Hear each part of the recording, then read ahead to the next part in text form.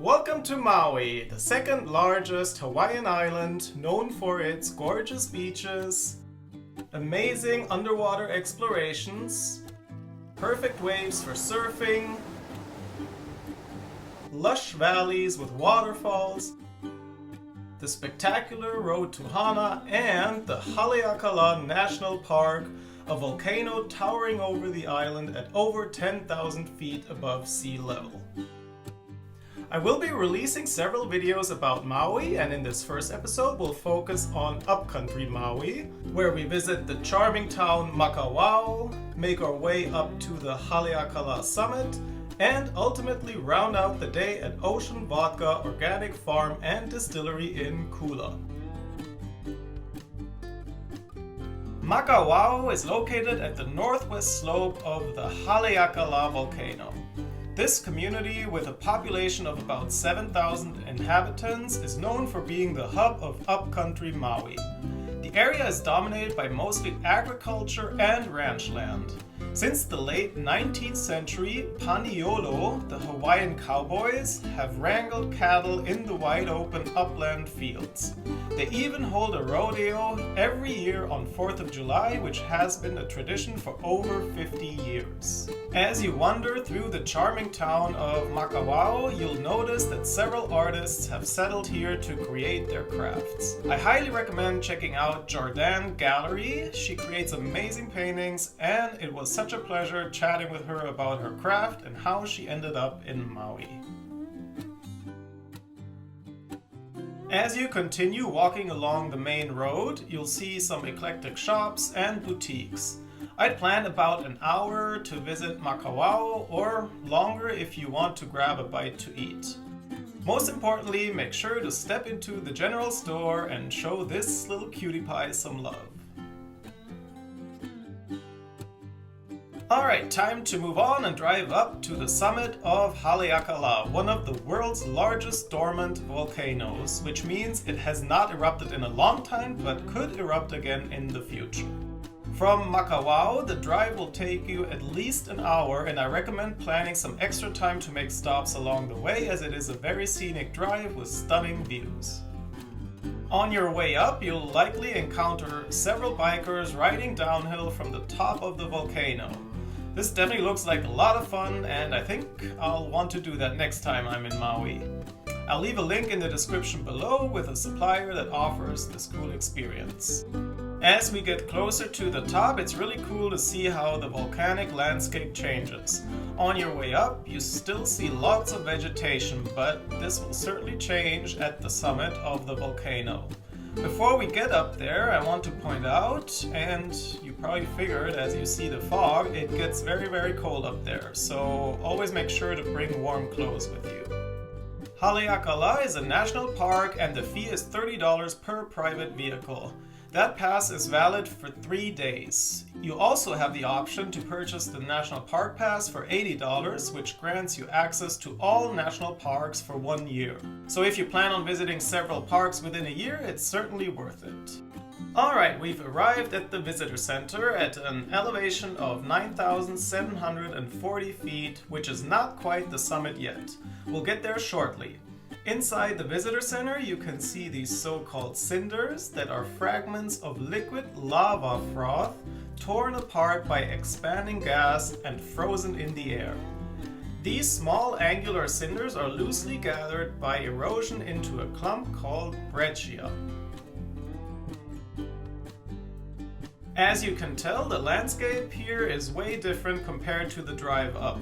Many people compare the landscape here with what the moon looks like. Haleakala means House of the Sun in Hawaiian, and legend goes that the demigod Maui lassoed the sun from its journey across the sky as he stood on the volcano's summit, slowing its descent to make the day last longer. By far the most popular time to visit is during sunrise, which many people say is the most spectacular sunrise on Earth. Mark Twain described the sunrise as the most sublime spectacle he has ever witnessed. Now, the important part, which I missed, if you want to go for sunrise, you need to make a reservation. I'll leave a link to the national park and the reservation page in the description below. Reservations open up 60 days prior and then again 2 days prior. Definitely make a reservation right away at the 60-day mark. I tried to get a spot 2 days prior, but they only released a few spots, and despite being in there right when they opened it up, I was not able to get in. So don't make the mistake I did and mark your calendar 60 days before you plan on visiting, if you want to experience the sunrise. It's only $1 for the reservation, so you might as well reserve it even if you change plans later. For any other time of the day, you do not need a reservation. There are some hiking trails at the summit and also in other parts of the national park. I'll leave a link with info on that in the description below. Over 850 species of plants are within Haleakala National Park, and more than 300 of them are endemic to Hawaii, so they are found nowhere else in the world. Such as this plant right here, the Haleakala silver sword. They live between 3 and 90 years or more and only flower once, sending up a spectacular flowering stalk before they die shortly thereafter. A very short drive from the visitor center takes us to the summit at an elevation of 10,023 feet. I like the views from the visitor center better, but since it's such a short distance, you might as well go here to reach the highest point on the island. What you see in the distance here are the Haleakala observatories. This cluster of white dome buildings connects Haleakala to outer space. They house telescopes for the defense and scientific communities. The largest one of those scopes can track objects as small as a basketball more than 20,000 miles away. Alright, time to leave the summit and head back down along the scenic drive of the volcano. Our next destination is Ocean Vodka Organic Farm and Distillery in Kula, which is situated on the slopes of Haleakala, and it will take us about an hour to get there from the summit. As you arrive at the distillery, you're immediately in awe of the massive grassy area with palm trees and stunning views.